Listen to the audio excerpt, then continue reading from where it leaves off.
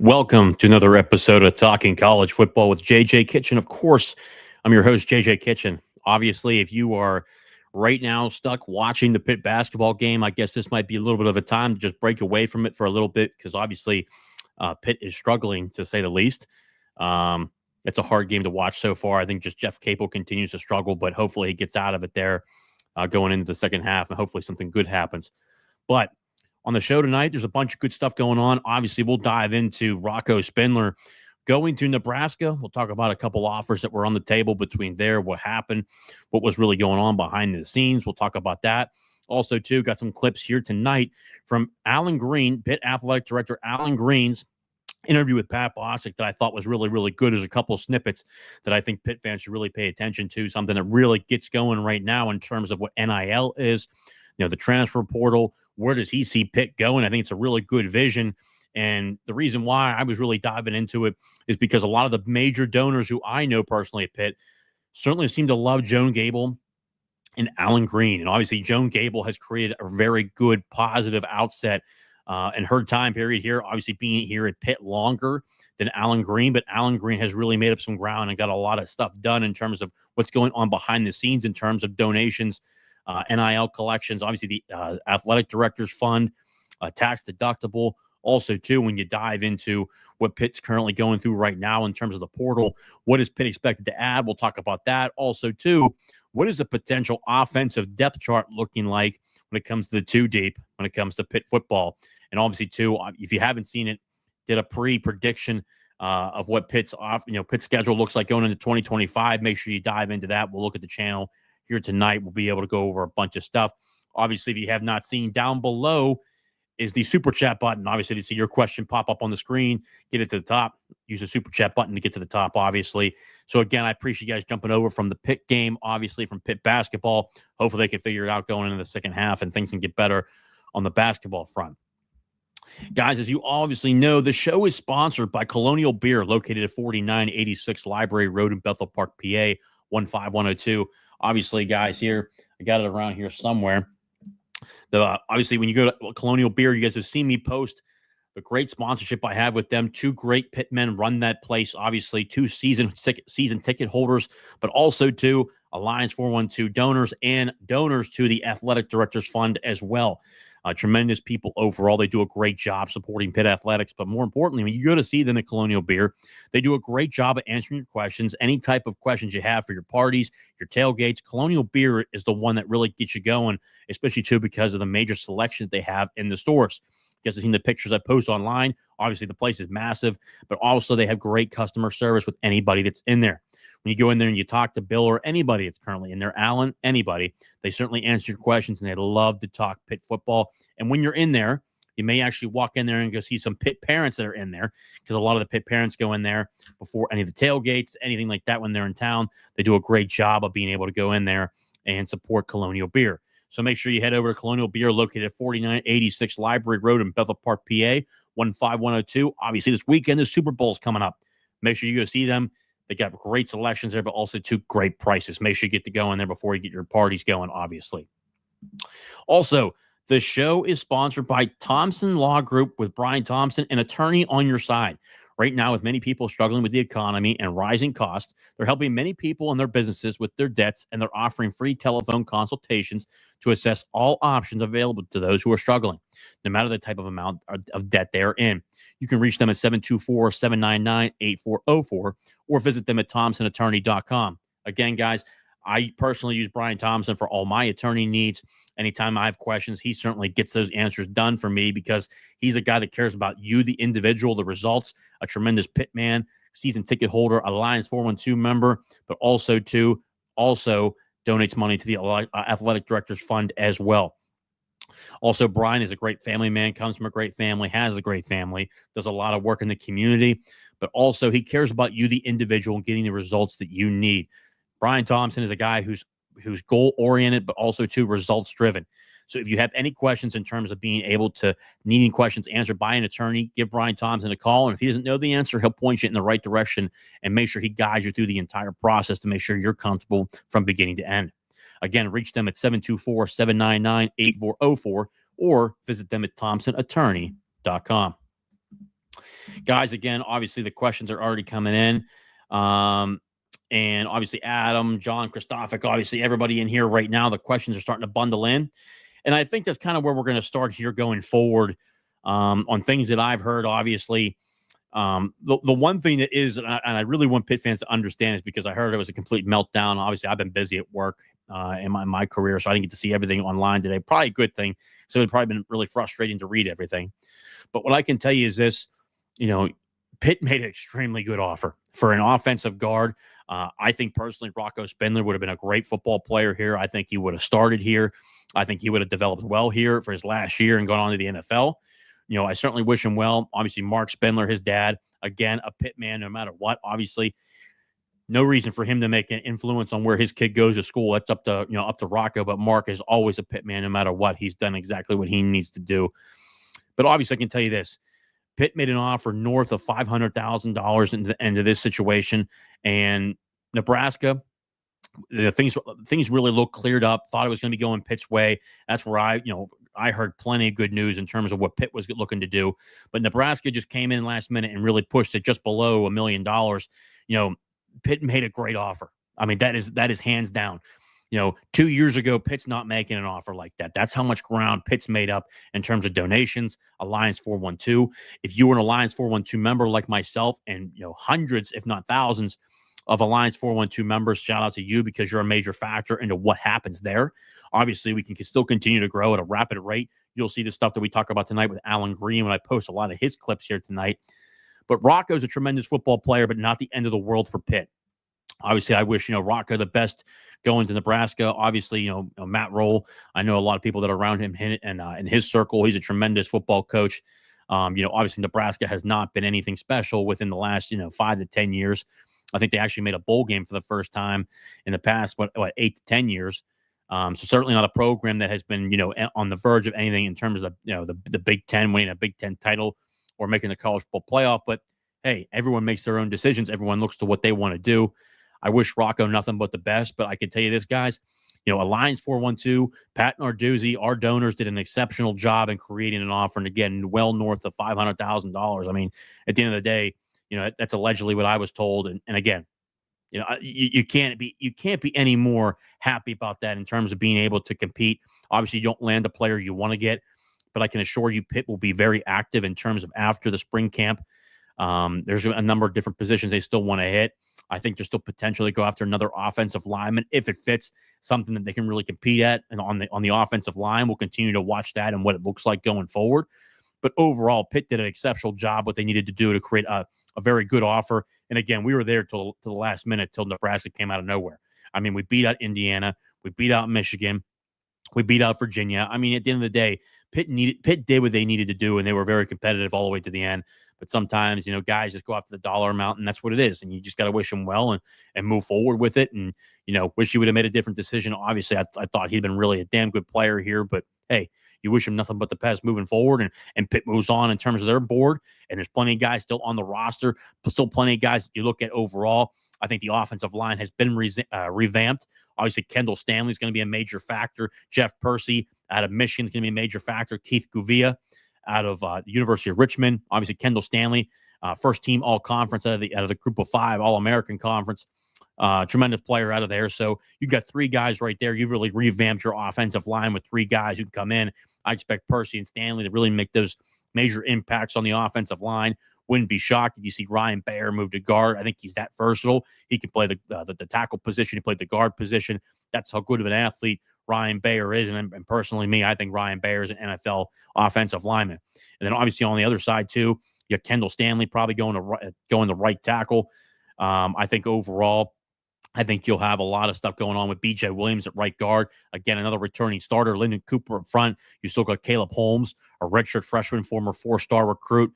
You got plenty of depth in the middle. I mean, there's plenty of guys up front that you say, hey, this is a group that really revamped. Jackson Brown can play inside and outside, a guy that I think he can really take a next step in this year in terms of his development. Isaiah Montgomery, I've heard nothing but good things about him. A redshirt freshman last year, jumping into numerous games, a guy that had no experience overall going into the last year. So he got the necessary experience that he needed to get as well. Mike, my Huskers needed a break after bad years. Pitt will be just as good. or better. Mike, I really appreciate that. Obviously, you got some really good Nebraska fans in here. Mike, appreciate that, brother, and I appreciate the support jumping on the channel here, obviously with the podcast and supporting the podcast. So I really appreciate that. And nothing but the best to Nebraska, man. I can tell you this: Matt Rule's a damn good football coach. Give him some time; he'll certainly get it right. You know, Dylan Raiola, good quarterback up there. Obviously, I think he'll do a good job as well. So really good to him as well. So Spindler offered $500,000 by Pitt. So why would any potential donor donate to pay a player who makes more than that? How does any collective make that pitch? I mean, I could tell you this: they offered more than 500,000. Pitt, tough guy. They offered more than 400,000. I mean, more than 500,000. That's allegedly what I was told through sources. That's what was out there. Again, I'm not upset with Pitt, man. I mean, 3 or 4 years ago, we don't even have that kind of offer out there. Would any potential donor donate to pay a player who makes more than them? How does that any collective make that pitch? I mean, it's pretty simple. You're trying to bring a guy in, from a national football, a national championship contending football team. I mean, it's that simple. I mean, that's kind of what it goes to across the board. We'll go into Pitt Tough Guy. We'll go into a lot of different stuff here tonight, and I got to show you guys certain portions and snippets of the Allan Greene, Pitt athletic director interview with Pat Bostic. It was an incredible interview. A lot of good key parts, and he talks about why Pitt's going to compete at the $20.5 million mark. But one of the great comments in there, and it's only roughly 8 or 9 minutes we're going to listen to. Allan Greene talks about how we're going to go to the 20.5, but why we need to go over that and why we're going to make sure we're in a position to do that. Obviously, also, too, I was told today that Pitt is currently in the market for a chief revenue officer for athletics, really a general manager for Pitt football and really Pitt athletics. Guys, I mean, Pitt's moving in the right direction. If you look online, especially, too, they're making big moves, bringing people in to obviously raise money, but also to manage the money and continue to build revenue. Pitt's moving in the right direction. Jake Stark, do you feel like anyone was held accountable for the way the back half of the season went down? To this extent, I really don't know. I mean, there's obviously the staff is still well put together. Randy Bates from allegedly, from what I've been heard from numerous sources, he's been interviewing at a number of different stops. It's not just been Ohio State. He has interviewed at Ohio State. I think he's a highly potential candidate there. Pretty crazy to hear about him. Randy Bates been interviewing in a number of different places. I know Ohio State. I won't go into anywhere else where he's been interviewing at because he's in that process. Pretty crazy to see that Neil Brown is obviously the former head football coach at West Virginia, is a candidate for the offensive coordinator job at Ohio State. I don't know what the hell's going on at Ohio State, but there's a lot of crazy stuff. But Randy Bates is out there. I think overall for Pitt, if Randy Bates was to go or kind of given that nudge to leave, I think that Corey Sanders is a guy who could certainly step up into that position of defensive coordinator. Numerous schools have been after Corey Sanders. The University of Florida is really one that sticks out. Other Power 4 teams have really come after Corey Sanders. It's been obviously an ongoing battle to keep him. So he's a damn good football coach. Same thing with Archie Collins. For me, I think it's Corey Sanders, Archie Collins, and Ryan Manilak, on the defensive side of the football that are just recruiting at a high level right now and really doing a damn good job. So for me personally, I think that Corey Sanders would be a home run hire at the defensive coordinator position. A younger guy, I think a very aggressive guy, can certainly develop talent, understands the Pat Narduzzi defense and what he's looking for in terms schematically, what he wants to do with running Pat's defense. That's kind of where I would be. I don't expect anything to change on offense. I think that really when you look at the overall onset, I mean, when you look at Pitt in the Toledo game, I mean, at the end of the day, they were playing a 5th string, 6th string quarterback. And I know, Julian Duggar has proven himself to be the backup quarterback going into this year. And we'll talk about the 2 deep later on tonight. Julian Duggar will go into the season as the backup quarterback. That's how good he really provided himself an opportunity going into the spring camp and obviously going into fall camp as well. But when you looked at that game, there's numerous starters out. But when you look at the decisions that were made, a lot of them were on Pat Narduzzi. Some of the dumb decisions down the stretch you just looked at and you're saying to yourself, what the hell are we doing? A lot of it's on Pat Narduzzi. And he's got to be a lot better going into the season. He really needs to correct those mistakes. I think Cade Bell made some crazy calls down the stretch, but he's a young guy. He's looking to be creative, looking to be aggressive. I think sometimes, don't get out of your shell. Don't go into doing anything crazy. Just stick to the formula. Julian Duggar on the 1 yard line, he's a 6'3" quarterback, 200, 230 pounds, 240 pounds. Just give him the rock and run the ball up the middle. Don't bring Gavin Bartholomew in to throw a pass to a defensive tackle and Isaiah Neal. Sometimes, just don't be crazy. Just do the basic stuff in front of you. Make it easier to get in front of you. That's just kind of how I see it. I don't expect any change on the offensive side of the football. Jeremy Darveau will be back. I know that. Jacob Bronowski, I think he's a damn good football coach. We got to make sure we hold on to him. Some Power 4 schools are certainly after him this offseason. J.J. Laster, he'll be back. Cade Bell, obviously, will be back. Lindsey Lamar will be back. I always screw up his name too. I think it might be Lamar Lindsey. I always do that, so I apologize, Coach. But they'll all be back. Tim Dowse will be back. Obviously, Tim Dowse was involved in the Sam Houston State head football coach position. They ended up going with Wisconsin's former offensive coordinator, former North Carolina offensive coordinator. I'm drawing a blank on his name right now. I got so many names going through my head, but he's down there right now. He got that job. So Tim Dowse will be back. Ryan Manilak, of course, will be back. Obviously, he's done a great job recruiting that the linebacker room. I think the only one that could really be moving on is really, is Randy Bates. And if Randy Bates moves on and Corey Sanders goes to defensive coordinator, we'll be in the market for a safeties coach, and I expect Pat Narduzzi to have plenty of names on the defensive side of the football. I'm never worried about the defensive side of the ball because he knows who he's looking at to run his defense. So to Jake's question, I mean, that's kind of how it is. I mean, they're not going to change anything on offense or nothing. I think there's some stuff to be desired for, but they're not going to make any changes. They certainly feel like they have the guys they need. Thank you, Stephen. Phil Longo. Phil Longo went to Sam Houston State, the former Wisconsin offensive coordinator and former North Carolina offensive coordinator, a guy who's a quarterback whisperer. I think he did a good job. I just think the Wisconsin's a tough place to win. It is what it is. But overall, I mean, I don't expect anything crazy to happen in terms of, the coaching changes or anything like that. I think the staff's there. Maybe the recruiting staff will change up a little bit. Obviously, Anthony Johnson moves over from defensive tackle, a player, moves to a graduate assistant, recruiting assistant at Pitt. He's been involved. Anytime I've talked to a recruit, they say he's been involved in a number of different recruits. He was certainly involved in the Rocco Spindler recruitment. They certainly had him on campus there. They certainly were there. I thought they had him all the way to the end from what sources were telling me from outside and inside the program. So that is what that is there. That's really the biggest thing. I don't expect any really major coaching changes besides defensive coordinator. That's kind of how I see it. But we'll continue to monitor and watch. Ohio State has not made a hire yet. I know he is a finalist at Ohio State. I can tell you that from sources that I've talked to. They say he's a finalist there. Does he get that job? I don't know. They certainly have people that are in line to get that job. But, if you don't know, Randy Bates is an Ohio State alumni. So we'll monitor that situation and go from there. Mike, obviously, if you guys don't know, Mike is a Nebraska fan. Pitt and Nebraska will take Iowa and Wisconsin next year. I agree. That'll be a really good matchup, Mike. I agree 100%. Stephen, Phil Longo, appreciate that. Obviously, guys, if you're coming over from watching the basketball game, obviously, make sure down below. Obviously, we have a number of people in here between X and YouTube. If you're over on X, head over to YouTube right now. Very simple. Hit the like button and subscribe to the channel and share this with your friends so we can get more conversations in here between the regular chat and the super chats down below. If you want your question to pop up to the top, use the super chat button down below. John Christophic, I thought Rocco Spindler would sign with Pitt because his father, Mark Spindler, played for Pitt. Yep, just crazy. Like any good father, you let your son make their decisions. It is what it is. But Pitt, by no stretch of the imagination, it was over, from sources that I've talked to, was well over $500,000. So it was certainly competitive. And from what my understanding is that he got, I want to say, from what I was told, a couple different sources, allegedly he got $900,000. So it is what it is.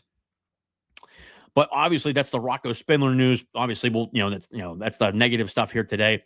But the next news here of tonight, obviously, Pitt Athletic Director Allan Greene went on the 93.7 The Fan and was interviewed by Pat Bostic, obviously, Associate Athletic Director of Major Gifts at the University of Pittsburgh. Obviously, if you don't know Pat, you should know Pat. Former quarterback, obviously, the 13-9 game, obviously. legendary in terms of games that you watch at the University of Pittsburgh, especially Tua Doran, Dickerson, LaShawn McCoy, all those guys. I mean, you had a number of different guys through that. Mike McGlynn, former offensive lineman at Pitt, great Pitt man himself.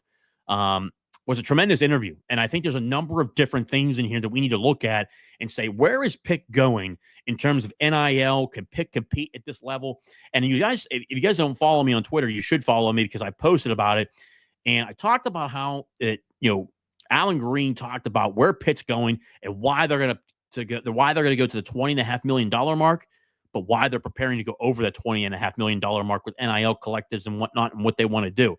So what I'm going to do here right now is I'm going to, let's see here. I'm going to share my screen here with you guys, obviously. And again, this was a tremendous interview from top to bottom. Shout out to Pat Bostic, obviously.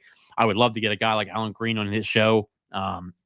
Obviously, the people who work in the athletic department at Pitt, I'm a big, working in college athletics right now is tough enough as it gets, but it's a great challenge. And I tell people how I would take this challenge at Pitt is taking it head on. I mean, embrace the process, embrace the challenges, work with donors. I mean, it's really just creating a vision. And Allan Greene is one of those guys that's doing a hell of a job. Someone that I think is doing great, and certainly in college athletics, embrace the challenge. Challenges are good. Right now, college athletics, I would be pumped to be in college athletics. This is a great challenge to take on at any university. It's a tough challenge. It can be frustrating at times. You want to just pull your hair out, but it's a good time to be a part of it. Obviously, sharing my screen here. I'll pull it up right now. Obviously, going to get you guys a little bit of a snippet of it. Obviously, only 8 minutes long from here. I kind of took this as the most important part, obviously, and I think this is a really good stretch of why it's important. But I'll let Allan Greene and Pat Bostic take it from here. Listen to some of these comments, and if you're a Pitt fan, you should be pumped about where Pitt's going. And loves to overreact to every bit of news that we see, especially relative to Pitt and what our folks care about. Allan, I want to ask you this one. This is a little bit more of a direct question, a combination of two questions, if you'll allow. I assume you don't take this job unless you feel you have an opportunity to keep Pitt at the top in terms of competing not only in the ACC and nationally. What does that look like? And probably more importantly, how do Pitt fans, how do supporters, how do they help in that regard, especially with all the winds of change surrounding us? Yeah, that's an excellent question. And I think the best way to articulate it is let's put what we do in college athletics, at least at Pitt, right, in two buckets. Let's put it into the business model bucket that is more business-esque. So a la football and men's basketball. And then let's put our operations into the enterprise bucket. And that would be any other sport that, I'd put volleyball in there too, into the revenue piece. And then the other sports that aren't generating revenue, that goes into a different bucket. So from the business side of what we do, we've got to treat our operation more as a business, which means that we are going to make more transactional decisions. That is in large part antithetical to why I got into this business, but it's the realities of where we are. And if we're going to be in the game, let's play the game. I think we are very fortunate here at Pitt that we have a chancellor in Joan Gable, and we have a board led by John Verbanek, who are very supportive of athletics, who understand that we are the front porch, as our chancellor says, and we are the largest marketing arm for the institution. Therefore, it only makes sense that we ensure that football and men's basketball in particular are successful, not just in the league, but in the conference. And it also produces pride in our city, right? Like we are the city of champions. We love winning championships. Our community is used to winning championships, and we want to be able to provide that sense of pride for them. On the flip side, we make more enterprise decisions for everybody else, which is what most people would consider the traditional model of college athletics. And so they're not necessarily transactional decisions, transactional approach. It's all, no matter whether it's the business decisions or transactional decisions, it's all about our student athletes.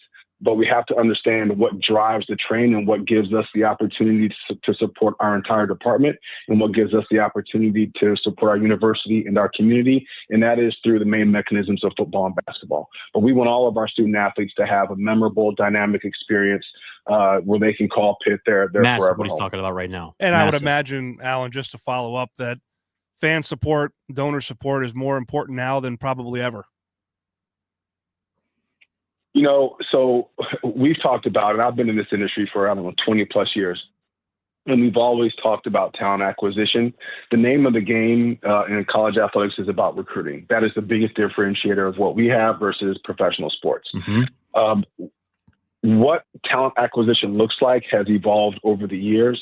And right now, that talent acquisition is incredibly transactional. It used to be about scholarships and about facilities and about some of the shiny stuff. And it went from, glitz and glam to green. Mm-hmm. And right now, the best way that we can acquire talent and that really the national landscape acquires talent is through money. So we are paying student athletes, and that's the name of the game.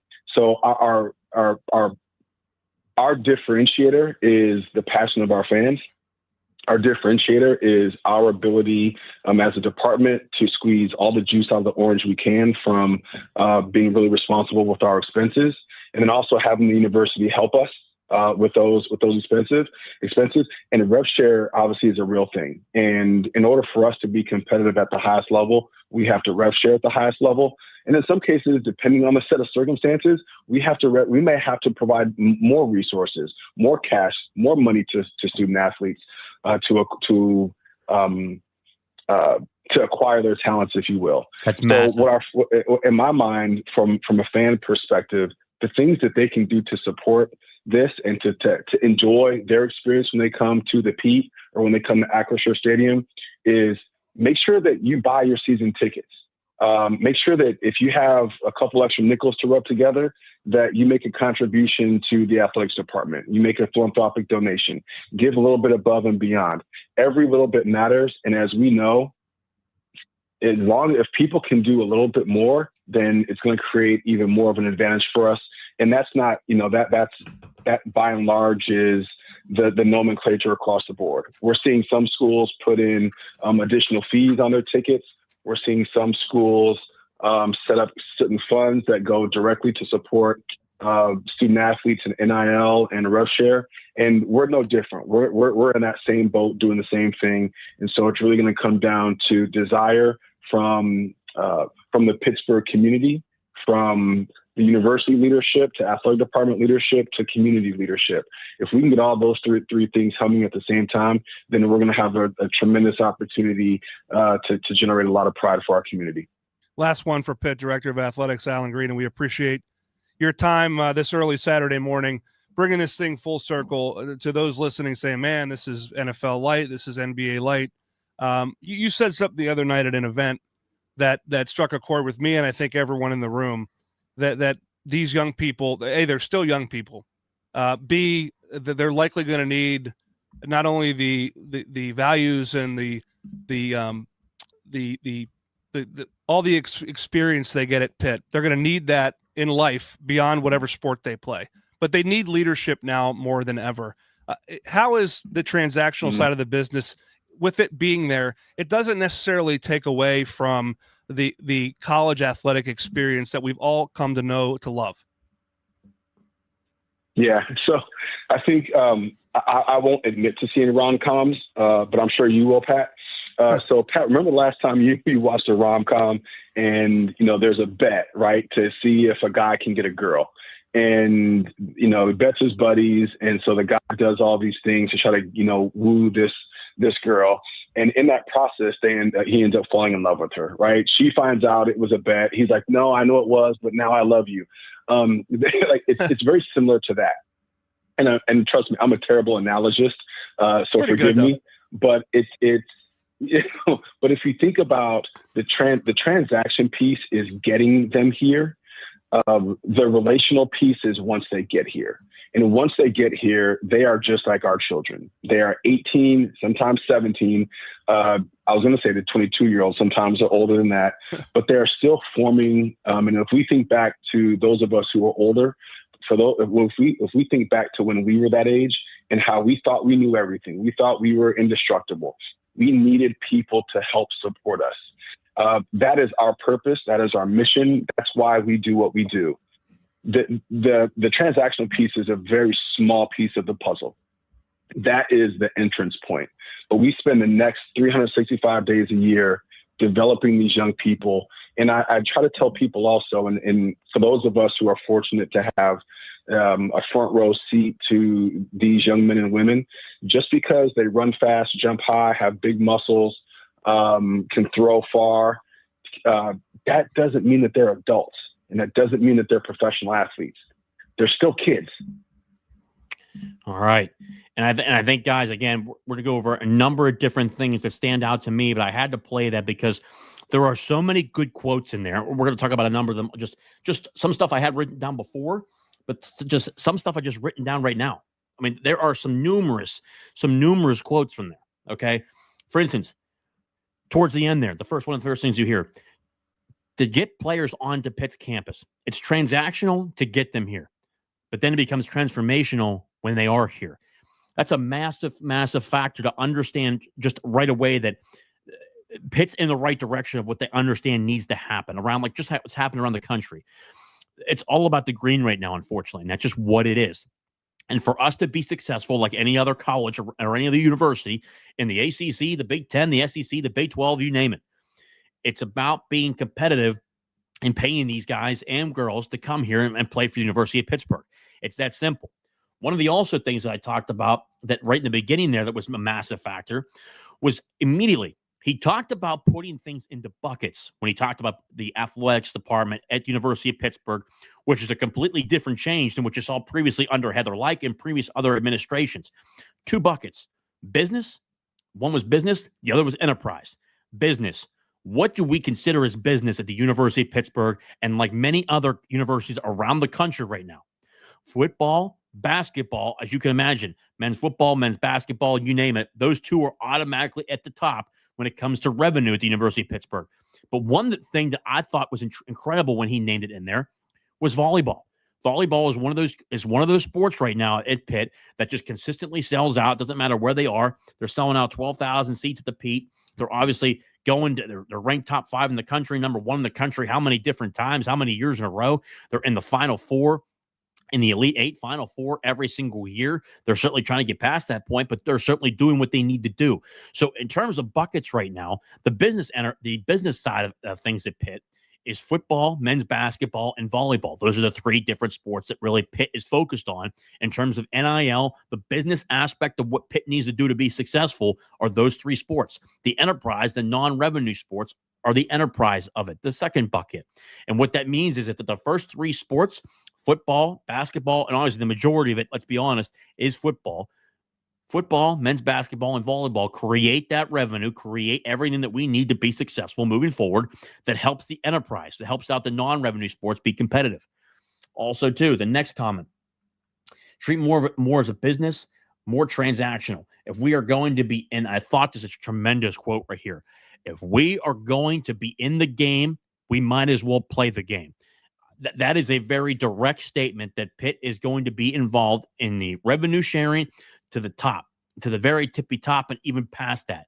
Because what they're building right now is not just Allan Greene, it's not just Joan Gable, it's also Chris Bickle and what they're doing at Alliance 412. I thought that was an incredible comment from Allan Greene to basically say, hey, for us to compete at the highest level, obviously an ACC championship, but obviously to be competitive on a national scale with what you see with, the TV markets, obviously the ACC revenue, the TV revenue deal, the SEC, the Big Ten, success initiatives, brand revenues, obviously being competitive in brand revenues, TV viewership, how you get more money there, but also winning. That's how it gets involved. I thought that was a very good comment. Again, if we're going to be in the game, you might as well play the game. So I thought that was a tremendous comment from Allan Greene. And again, a guy that anybody that I talk to around the college, around University of Pittsburgh, anybody at the university, or anybody where he's been from, whether it's been Ole Miss, Tennessee, they say he's an extremely competitive guy and a guy that people love. And if you talk to donors around the University of Pittsburgh right now, major donors, they love his vision. He's selling a vision right now that makes sense. It's a competitive and that people want to be a part of. Also, too, you've heard me talk on the podcast here. How many times have I said that in reality, whether people like it or not, the front porch to every university is athletics. It is the biggest extension in terms of marketing, branch, and all of that basically goes out to multiple different people, hundreds of thousands, millions of people when it comes to the country. It's athletics. People want to be a part of a winner. I've given numerous examples. For instance, when TCU went to the college football playoff, obviously they got crushed by Georgia in the championship game, but they faced Michigan. They beat Michigan. Their applications went up over 45%, 45% from what they're usually seeing. Pitt, in the past 4 years, to give you some numbers here, Pitt, the last 4 years, has broken records on the amount of people that have applied to the University of Pittsburgh. The overall attendance at the University of Pittsburgh has gone up every single year. That's what you want to see. That's when you know you have a very healthy college, healthy university, and where you're looking to go. Because I got news for you. I'm in finance. I can look around the country right now and show you multiple different universities that are struggling, especially too in the D1 market. It's more prevalent in the D3, D2 era because obviously they don't have those major sports that bring them and collectively bring them cash. They certainly just depend on enrollment. But in Division I, especially FBS, college athletics is a major factor where things go. So again, the idea, and also too, another comment that he brought up out there. Again, I love the front porch one because I talk about that numerous times. You look across the board when, especially two winners, people want to go there and they certainly apply to the university. It only helps you business-wise. When you commit to athletics, specifically football and basketball, men's basketball, but also too, in Pitt's case, volleyball, people want to go to the university. Facts, not opinion. Those are true facts. And that's why it's so important. And he also talked about Joan Gable, the chancellor at Pitt, is 100% involved in wanting to support athletics. John Verbanek, the board of trustees, 100% on board with supporting athletics. There's nothing more. There's nothing more that you would want to hear than that. So from top to bottom, we have leadership that says, "Hey, we're all in. We are competing at the highest level. Nothing's going to change." It's that simple. Also, too, paying players, but also from top to bottom, we talked about athletics and the university together. Athletics bringing in revenue, building revenue, finding ways to create revenue is a massive factor, but also, too, the university support to create that 1-2 punch. So you have both that really work together. But he also talks about buying your season tickets. That's a massive factor going into any season, any type of season, whether it's football, basketball, volleyball, you name it. Getting your season tickets is a major factor going forward. Also, too, being a part of the solution, helping yourself. If you can, donate to the program. We obviously have major donors that certainly do their part. They're starting to get more and more, especially as the year go on. But Alliance 412, the Athletic Directors Fund, find those ways to be able to create yourself an opportunity where, heck, every dollar counts, he says. Even the minimum, the $20 a month, every dollar counts. So he's creating that vision, creating that mindset of, hey, we're in this together. It's not just one person. It's not just two people. It's not just 100 people. It's hundreds of thousands of people when you look at the alumni at the University of Pittsburgh. But overall, from top to bottom, this university is bought into where it wants to go. But when you have collectively the university, the athletic department, the coaches, the fan base, and collectively the city of Pittsburgh all combined into one, and obviously Panther Nation together as one, sky's the limit. And it's all there. We have the resource. And I've been saying this shit for years. It's just coming to fruition. And right now, the reason why you're seeing it more is because there's actual leadership at the University of Pittsburgh that is bought in 110% to athletics and wanting to build revenue, paying players. We've seen a little bit since the, Pat Gallagher, obviously Heather Lyke certainly buying into athletics, certainly investing a lot of money into athletics. She certainly did her part. Pat Gallagher obviously did her part. But now Joan Gable, Allan Greene, John Verbanek, obviously the board of trustees, they're doing their part to be major and be majorly competitive when it comes to athletics. And again, the business, 2 buckets. Allan Greene talked about 2 buckets, the business and the enterprise. The business, Pitt football, Pitt men's basketball, and volleyball. The enterprise, the non-revenue sports that people love, obviously, wrestling, soccer, bow soccer, men's and women's, baseball, softball, you name it. That's where it's at. And that's the non-revenue sports, but that's the enterprise, the luxury, what we truly believe in as a university. That's big. That's a massive factor where Pitt wants to go. Obviously, too, Every dollar counts. Find ways, obviously, fans, universities, everything together. So numerous great quotes throughout there, as we talked about. But it's good to see overall the actual competitiveness of the university. Let's see here. Obviously, going through some of the comments. Again, guys, I can't see all the comments. So the super chat button's down below. If you want yours up on the screen, let me know. And I'll be able to see it as it goes right to the top. Adam Alexander. JJ, your commentary quite literally saves my life. I appreciate you, Adam. I appreciate you being a subscriber and obviously supporting the show. It certainly helps out quite a bit. If they can bring local great alumni business aboard Alliance 412, it helps us big time. 100%, Mike. I agree. Mark, really encouraging to hear Gable all in on athletics. After Gallagher left, wasn't sure if the momentum would keep going. To your point on the big three, Fisher standing out as far as coaches, 100%. Obviously, that stuff will continue to go into a certain direction. Allan Greene will figure out which coaches to keep, which ones not to. That'll be a huge conversation. Ralph Williams, RW Media. AD Greene said nothing about Narduzzi. Since he does, it sells out football games. Why can't Pitt? Well, first off, to this question right here, Cincinnati sells out their football stadium, brother, because they got 37,000 seats. Pitt's got 70,000. It's almost double. I mean, pretty much double the size of Cincinnati. That's why. I think personally, Pitt will never have consistently 70,000 fans. I think that's just. I mean, that would take time, like at least a decade of consistent winning to build that kind of level of support. But I think what we've seen here since 2021, the honeymoon of Pitt is between 50 to 57,000. That's really where Pitt's at. And obviously, you get Clemson comes into town, you have 65, 66,000. That's kind of where you are. And obviously, you got Notre Dame, West Virginia, they come to town, 65 to 70,000 in that range as well. But overall, athletic director, Allan Greene didn't mention anything about any coach. He didn't mention any coach. He mentioned sports. So I'm not really too concerned about that. I can tell you that. Pitt needs to raise $20.5 million for pay annually and for the next 10 years since 2020. Pitt has raised $22.5 million in the past 5 years. So who's paying and how much? I don't even think those numbers are correct. I mean, overall, first off, nobody knows the financial status. I saw the one tweet going around that the Pitt's financials were going around.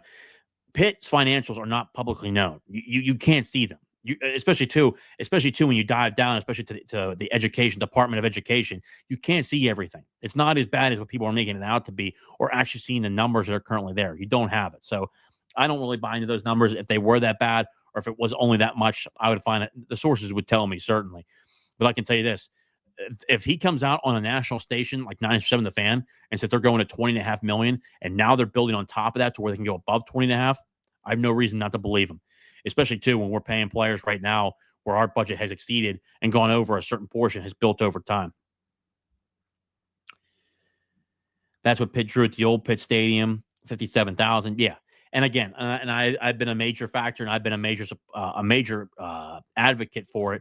But also, two sources have told me, and then all of a sudden, obviously, it came out that obviously Heather Lyke had basically paid for a diagram or a figure of a new potential Pitt's football stadium. Again, I've been saying where really you'll hear in probably in the middle of 2026 something be released in terms of a potential Pitt football stadium. Again, I've been on top of different things saying that Joan Gable has said behind closed doors that it's a necessity.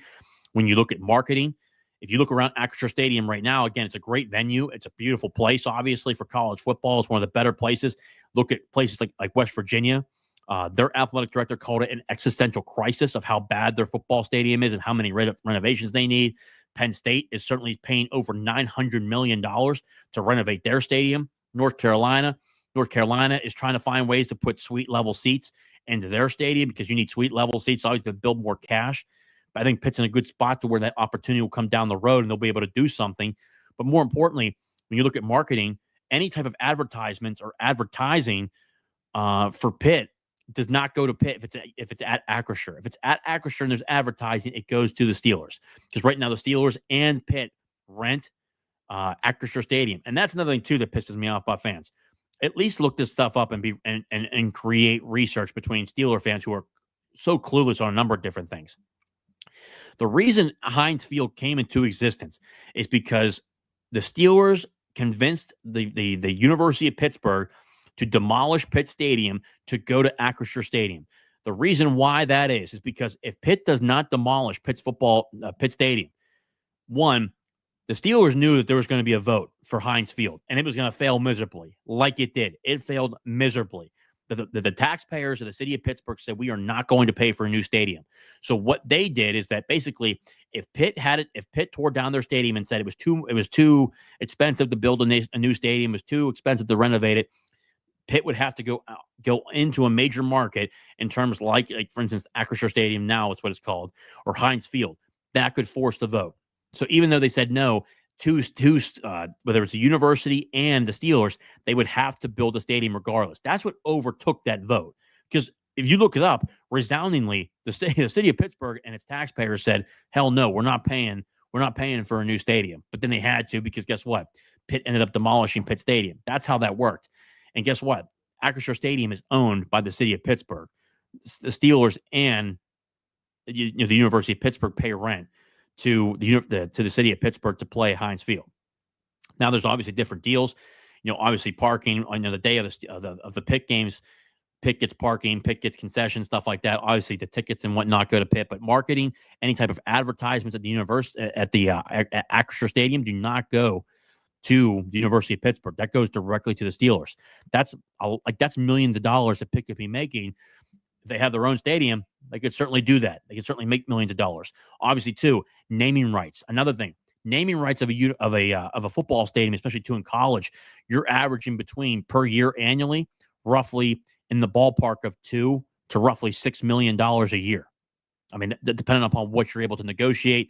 Obviously, Pitt would have UPMC, certainly a good venue there. Obviously, a good partner right there. Obviously, UPMC. You have a number of different other companies. You can go public to where you can go outside the city of Pittsburgh. There's a number of different companies across the board that would certainly do that kind of stuff.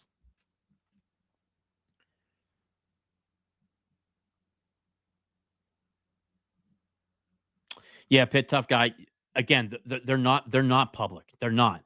I'm sorry, man. Like, they're not public. It's the same reason why ESPN or any of these major markets and any of these major TV companies can't get a hold of them. That's a rough estimate because they're throwing that out there. That's not exactly it at all. And why I say that is because I asked about that through my sources, and they said, no, it's not the full discrepancy in the full story. So no. I mean, that's fine. You can believe what you want. That's fine. That's why you can certainly have your own opinion, but that's just not what it is. 57,000 fans. Yep, I agree. That's a little bit above my pay grade. I don't care if it's on campus or off campus. Doesn't matter to me. I just think Pitt needs somewhere smaller, man, and the range of 45,000 to 50,000 seats. That's my opinion, and that's where I kind of heard it's going to be. Obviously, now going into the other topic, obviously besides this, obviously we talked about Allan Greene, talked about obviously Rocco Spindler going to Nebraska. We've talked about Allan Greene, the interview he had there. Now we're looking at it. The last one here is a potential depth chart when it comes to the offensive side of the football. We'll talk about defense the next time. Obviously, on the offensive side of the football, at quarterback, you'll have a guy like Eli Holstein start, Julian Duggar be the backup. Obviously, you'll have Mason Heinchel. Mason Heinchel will be the true freshman quarterback. He'll be third string. And then also, too, Bo Jackson, quarterback out of Michigan. He's actually going to come in as a walk-on. That'd be probably your fourth guy right there. So you have your four quarterbacks. Eli Holstein, Julian Duggar, Mason Heinchel, and then Bo Jackson. Obviously, the final two guys on that list. Potentially, maybe Pitt goes out on the market after spring camp and goes after a backup quarterback or a guy who can compete with Julian Duggar and Eli Holstein. We'll see, but I think that might be Pitt's quarterback room going into the season. And the running back room right now, where I really expect Pitt to go into the market after camp to add a big back to really supplement Desmond Reed and Jules Goff. But as it goes right now, my depth chart right now is Desmond Reed, obviously an All-American, will be the starter at running back. Backup will be Jules Goff, third string. I see Derek Davis Jr. He's still there. I'd expect him to be at least competing for second and third string. Obviously, a guy who's going to be getting plenty of touches as a guy who's a bigger back. And obviously, too, then you have some true freshmen that are coming in, and will certainly have an opportunity to go ahead and play right away. At the wide receiver position, I think obviously at number one you'll have Kenny Johnson. Number 2, I think you'll have Deuce Spann. Number 3, Andy Jean. Those are really the 3 guys I have there. Obviously, Poppy Williams being in that mix as well, competing for a spot. CJ Lee also too competing for a spot. Zion Fowler competing for a spot. Those guys, I think that room overall, when you look at the wide receiver room, has competed at a high level. Also, Katarius Blue Hicks, the wide receiver transfer out of Louisville. He's a speed demon, a guy who's going to be really, really good, I think. Certainly did a great job in terms of what he was able to do at Louisville when he faced Pitt. Obviously, this past year had 6 receptions, 92 yards, and obviously I think it touched 1 touchdown. So did a really good job in that game. So they certainly have plenty of different guys on a numerous different levels of what they're able to do at the wide receiver position. Then it goes to the tight end position. Right now, Jake Overman, the starting tight end. Right now, I expect Pitt to go into the portal and find another tight end to match up with Jake Overman. A guy can be that 1-2 punch with him. Obviously, a guy could potentially be another pass catcher. Jake Overman did a really good job last year, really overproduced from what we potentially heard what he could be. I thought that was a really good overall addition from Oregon State. He's a guy who's going to be a massive factor going into this year. Malachi Thomas will be a redshirt freshman. He was an All-American going in as a true freshman, a preseason All-American. He'll now be right now the backup tight end. Obviously, you got still Jake Renda. Jake Renda went through an injury last year. I think he's going to be a redshirt junior. He's a guy to watch out for this year. So I think that's really your 3 guys you're looking at right now. Jake Overman, Malachi Thomas, and then obviously Jake Renda. You know, your top 3 marks right there. And then maybe your 4th string, obviously, true freshman Max Hunt out of Florida.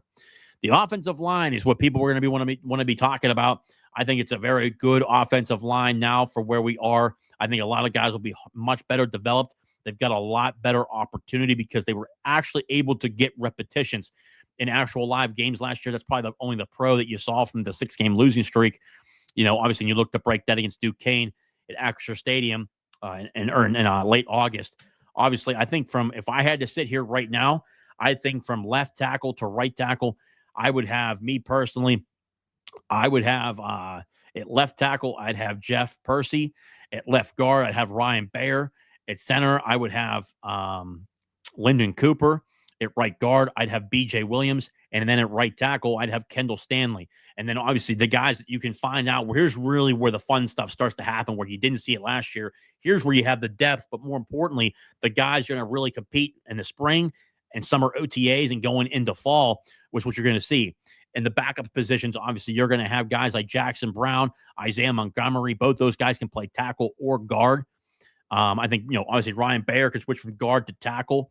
You obviously got Terrence Enos out there as well. That can play tackle. So, I mean, you got 3 tackles right there, for that can play on the outside, but obviously can move inside. Terrence Enos has been a guy who's provided depth in terms of being able to inside and outside. Jackson Brown, a guy who was a redshirt freshman last year, got a lot of time last year. I think he's going to be a damn good player. Obviously, a legacy name. Obviously, his dad played at Pitt. He's going to be a guy. I think he's going to be really damn good at Pitt for a long period of time. Obviously, you have Isaiah Montgomery. I've heard nothing but good things from Pitt's side. They certainly think he's going to be a damn good football player. Just needed some repetitions, needed some actual playing time. Last year, you saw that on numerous occasions. He got better as the season went on. I think those 3 guys right there. Obviously, Ryan Coretta. Obviously, too, Caleb Holmes, the former 4-star offensive lineman. Obviously, he was a big-time recruit, went to the same high school as B.J. Williams. Caleb Holmes right now would be the backup center, which I agree with. I think he'd be a damn good center. Obviously, if something would happen to Lyndon Cooper, Caleb Holmes is going to be that guy to watch out for. Caleb Holmes can also play guard, depending upon what that position looks like. I don't know if Pitt's going to want to kick him to guard at all because it's so important to have a backup center, especially, too, if something happens to your center like it did last year for Lyndon Cooper for a couple games.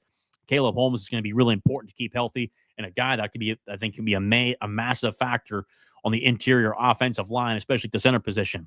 And of course, you got Keith Guvia, a guy who's going to certainly maybe even be the first guy off the bench when it comes to playing at the guard position, potentially fighting for a starting position spot. I think that's going to be really interesting to see. A guy, anybody I talked to from Richmond, from the people that I've talked to, extremely tough, physical offensive lineman. Did not start all the time at Richmond. That's something I consider to be maybe an up in the air type of factor, what that potentially looks like. So we'll continue to monitor what that looks like when we go through the spring football camp, summer OTAs, and then as we go into the fall, it'll be fun to watch and see what that kid does overall. But Pitt added 3 good offensive linemen, potentially a 4th as we go into after spring. What does that potentially look like? It'll be fun to watch. So overall, that's kind of where I have the overall, offensive depth. Obviously, starting Eli Holstein at quarterback, Desmond Reed at running back, Jake Overman right now at tight end, at the wide receiver position, Kenny Johnson, Deuce Spann, Andy Jean. I would have them, the top three positions, or potentially too, if you have Kenny Johnson on the outside and Deuce Spann on the outside, maybe you work with Andy Jean, kick him out, and then obviously you move Raphael Poppy Williams on the inside, maybe even Blue Hicks in the slot. I think it's kind of where you just jumble all those guys together. And then when it comes to the offensive line from left to right, I've got Jeff Percy at left tackle. At left guard, I got Ryan Bayer, obviously the two big bruisers on the left side, obviously protecting the blind side of your franchise quarterback with Eli Holstein. Center position, Lyndon Cooper. At right guard, you've got B.J. Williams, a two-year returning starter. And then at right tackle, I've got Kendall Stanley, the all-conference AAC offensive lineman at right tackle. I expect him to play and really be a starting right tackle when it goes into the next season.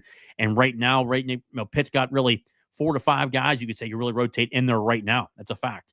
So that's going to be something where Pitt really right now has 8 to 9 guys that could rotate at the offensive line position. Something you didn't have last year because a lot of these guys did not have a lot of repetitions, did not have a lot of experience. That changes going into this year. I think this offensive line is better improved. They added 3 new pieces.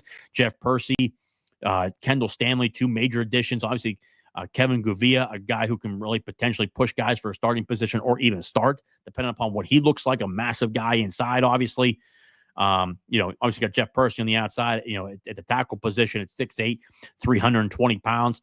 At the other right tackle position, you've got Kendall Stanley, 6'5", 6'6", 285, 290 pounds, maybe add on 5 to 10 pounds there of muscle, what it looks like in the Pitt Ironworks, obviously. Mike Stacchiotti, the Pitt Ironworks, obviously the Pitt strength and conditioning coach, and that whole crew, what they do, they certainly are the best of what they do. They made some adjustments from last year, obviously being more up-tempo. Going into this year, I expect a lot more corrections there as well, so I think they'll do a damn good job there as well. Guys, now I really open it up to the Q&A. Now it's just kind of Q&A. See your guys' thoughts, obviously. See there's any. I'm making sure I didn't miss any super chats at all, obviously. Let me just scroll up here, obviously. I don't see anything popping up here. All right, let's see here. Zach, late to the live stream, so unsure if you covered it, but is David Lynch still on the team? Would it be Holstein, Duggar, Heinschel, Jackson, and Lynch? Yeah, I mean, Zach, this is what I actually talked about from top to bottom. That's exactly what my overall depth chart looks like. And I didn't even mention Lynch. I mean, he's still a walk-on. He'll be that 5th guy. But yeah, Holstein, Duggar, Mason Heinschel, Bo Jackson, and then Lynch. I think that's really your 5 go-to guys right there. Obviously, Holstein and Julian Duggar being your top 2 guys because they have a little bit of seniority. Obviously, Julian Duggar has been in the offense for a year. Eli Holstein's been in the offense for a year. And I think a guy like Mason Heinschel, he's going to be a good guy to where you see him really flourish in this system. Obviously, if you didn't know, Mason Heinschel from 247 got ranked as a 4-star player. So that's, again, another 4-star that Pitt got in this class, which is another good addition to this class. We talked about how we saved him from numerous power fours, especially when it really made itself known towards the end to try to get him to flip. And we talked about it in my interview with Mason, was obviously Michigan. University of Michigan tried to flip him really consistently, try to get him to go to Michigan, but ended up not happening. Staying committed as a loyal Pitt man and doing a really good job, and just loyalty, and also too just the maturity of Mason Heinschel staying with him and staying with the University of Pittsburgh. And just obviously he comes from a great family. His mom and his dad, tremendous people. So we're lucky to have him at Pitt. Let me see here if there's any other questions that I potentially missed. Again, appreciate Mike, a Nebraska fan. Appreciate you being here and supporting the show, as always. Mike, 100. I know Jake had a comment in here somewhere here. Oh, yeah. Really good comment here by Jake. Pitt is in good hands with Mr. Greene and the folks at Alliance 412. Both of them get it. Couldn't agree more, Jake. I think it's clear to say from top to bottom. I think that, this is something that's very clear that Pitt's got the leadership it needs. And Pitt is 100% bought into athletics. And I think you're going to see this can potentially just blow up into the terms of Pitt's taking off and going into another direction. And people that don't know this as well, Joan Gable was at University of Minnesota before she came to Pitt. Another city school, was in the Big Ten. You had plenty of adversity as being a city school. She's certainly been through that. She was a part of the reason why they raised the endowment $3 billion. I'd say we have a really good opportunity to trust what she wants to do going forward. Obviously, let me see here. I don't see any more comments here. Obviously, guys, I don't see any more comments at all. So again, we're an hour in. Appreciate all you guys tuning in to another episode of Talking College Football with JJ Kitchen. Obviously, if you've not done so, like and subscribe to the show. It's very simple. It's free. Subscribe to the show. It helps with our algorithm and continues to grow. Obviously, I dropped a lot of the ACC contract extension. The media rights deal was extended. If you don't know any of the details behind that, I did a video on that. Go to my channel. You'll see it there too. Also, check out the Mason Heinschel interview. A tremendous young man, a great family. So really appreciate his time there. And then we'll have more interviews coming up here, more hometown heroes. Obviously, we'll get some more guys from the recruiting class jumping on board here. So we'll get to that as well. Guys, as always and forever, hail to Pitt, hail to the ACC. I'll see you next time.